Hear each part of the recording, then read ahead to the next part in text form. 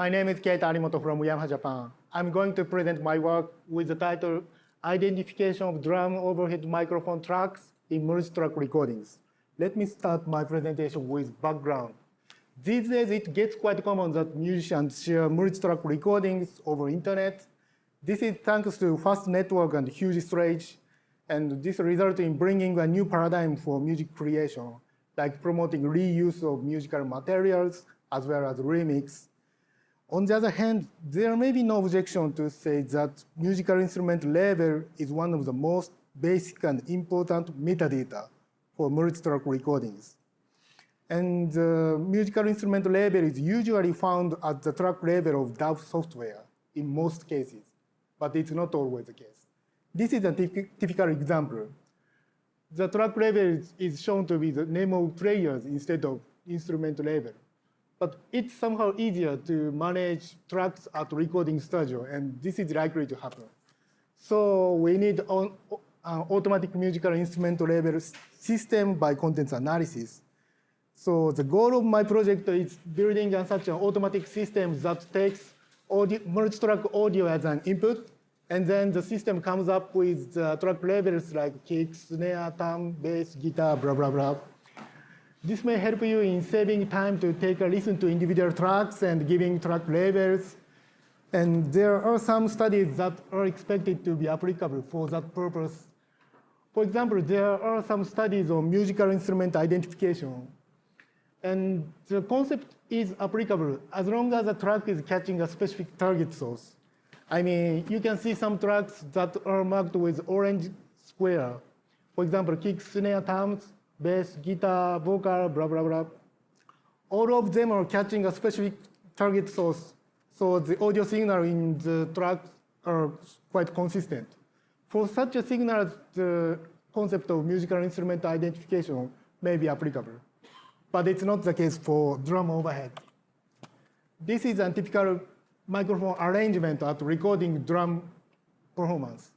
There are some microphones dedicated to specific sources like bass drum or snare drum, but overhead is completely for different purpose. Overhead catches entire drum set instead of a specific sources. So the observation may be a mixture of drum sounds.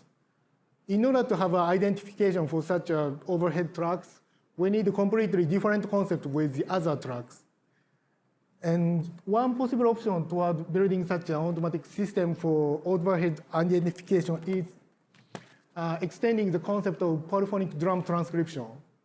There are some works on this direction, but I personally think that this is not a good option, as such a system usually depends on models or knowledge for drum sounds, but drum sounds differs from players to players and genres to genres and drums to drummers. So I think it's not a good approach. On the other hand, Rona et al. Tried automatic subgrouping of multi-track recordings, including drum overhead, but they were not directly addressing to the identification of individual tracks. And another relevant work is done by Scott et al. They tried 4-class drum sound classification, including overhead, but there were only 4 classes and drums only, so it's hard to expect that this is directly applicable for real multi-track recordings that includes not only drums, but also vocal, guitar, bass, blah, blah, blah. So as a conclusion, I think there's almost no works directly applicable for the identification of drum overhead, and this is a fatally missing piece toward building such an automatic labeling system. That's the motivation of my work. Okay, let me go to my system. I built my system based on the concept listed here. First, my system doesn't depend on any models or knowledge for drum sound. The only requirement is a general classifier for percussive sound and non-percussive sound. And I built my system based on the A to C characteristics that are listed here, and they are commonly observed in drum overhead. A more onset than the other drum tracks. This is quite reasonable as it catches the entire drum set instead of a specific source. And this is evaluated by a measure that is called onset rate in my study. B, catch more percussive sound than non-percussive sound. Even if there are some interferences coming from non-percussive sources, but still drum overhead is expected to capture more percussive sound. And this is evaluated by a measure that is called percussiveness in my study. And the last one, high onset-offset coincidence with the other drum tracks. If a drum is uttered, then the sound is caught by a dedicated microphone close to it, as well as overhead. This results in overhead having high onset coincidence with the other drum tracks. This is evaluated by inter-track onset coincidence in my study. Okay, based on the concept listed here, I built my system. On the left, you can see audio signals, each of which are corresponding to tracks in multi-track recordings. And the result is obtained for each track if the tracks are overhead or not. Okay, let me explain step by step. All the audio signals are first applied with onset-offset detection as a first step. This is quite simple envelope-based method and nothing special, so let me skip the details. And once onset and offset are detected, then feature extraction is performed for each pair of onset and offset. The audio signal between onset and offset is sliced into frames, and MFCC is computed for each frame. And then the frame-wise MFCC vectors are finally summarized into total 65-dimensional feature set for a pair of onset and offset. The first one is the MFCC average over frames, and the second one is the MFCC variance over frames. And the last one is better to be explained by the next slide. To begin with the concept or purpose, this aims to capture the temporal behavior of the timbre in the vicinity of attack. So horizontal axis is corresponding to frames, and the vertical axis is corresponding to MFCC dimension. And what I did is computing DCT against each MFCC dimension, and to take out initial 3 DCT coefficients as a feature. This is expected to capture the temporal change of each MFCC dimension. And the idea comes from the work done by Maxwell et al. Okay, let me go to SBM classifier. The SBM classifier is to have a binary classification between percussive sound and non-percussive sound. And the training is done beforehand using 3626 instances. And all the training data come from completely different context with the one that was used for experiment. And the training achieved 96.73% average accuracy in F measure. Okay, let me go to the 3 criteria that are corresponding to A to C characteristics that I explained in the concept slide. First one is onset rate. This is given by the definition. Number of onset in a track S is normalized by that of the track having the most onsets.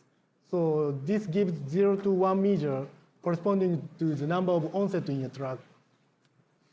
And the next one is percussiveness. I think the diagram helps you to understand what is the percussiveness. Imagine that you have 1, 2, 3, 4, 5, 6, 7 percussive onsets, and the rest of yellows are non-percussive. In this case, the percussiveness for this track is given to be 0.7. In this way, this also gives 0 to 1 measure for the percussiveness of the track. And the next one is inter-track concept coincidence. Actually, this is the heart of my system, but as I put the details in my poster, so if you are interested in the details, please visit my poster. Please ask me the details. So let me here explain the, concept of it. The concept is evaluating overlap of onset-offset regions among tracks. So imagine that you have a track S that is a source and T that is a target, and each of which has a series of onset-offset pairs over times. And what I did is computing overlap between these 2 tracks, and I get this DST. Then after getting this, I do some refinement by applying 1-by-1 pairing, and then I got this D tilde ST shown at the bottom. You can see that small overlap shown here is not shown at the bottom. This is thanks to 1-by-1 pairing. In this way, I got the overlap between tracks, and this computation is repeated for all the rest of tracks. And finally, this is reduced into a measure that gets higher value if a track has a more coincidence with the other tracks. Okay, now we got 3 criteria, and so final decision is made by a simple threshold for all the 3 criteria. If a track is identified to be overhead if all the 3 criteria get more than the thresholds. Okay, let me go to experiment. I conducted my experiment using 21 multitrack recordings that come from open multitrack testbed, and I made full use of all the recordings in WAV format, and that includes at least an overhead track. And all the data was converted into 12 kilohertz 8-bit format. And before running experiment, I picked out some confusing tracks like ambience or polyphonic drums. So then finally, I got 42 tracks for overhead and 58 tracks for the rest. And the results in recall gets 95.23% for overhead and 92.14% for the rest. Note that precision or F measure does not make sense in this case, as the definition assumes positive and negative instances are equally balanced in the test dataset. But in my case, it's not the case, as the ratio is 42 and 458. Let me talk some about the erroneous cases in the rest group. Most of them are occupied by snare and hi-hat.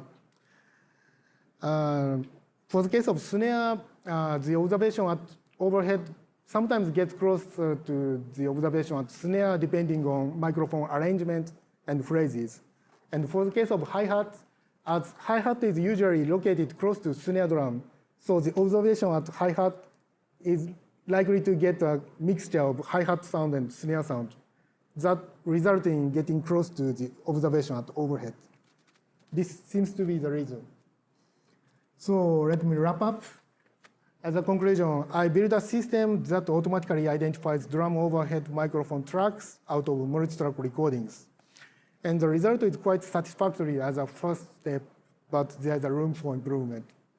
One thing I have to do is dealing with the case that there's no overhead in multi-track recordings.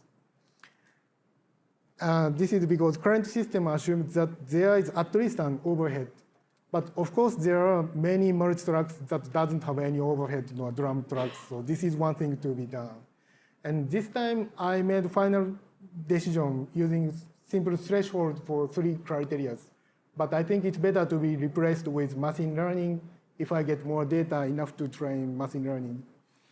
And in this study, I picked out some confusing tracks like room or polyphonic drum tracks, but I think it's better to be able to deal with the case that such a tracks are also lying in the merge track as well as drum overhead. So that's it. Thank you for listening. And any questions?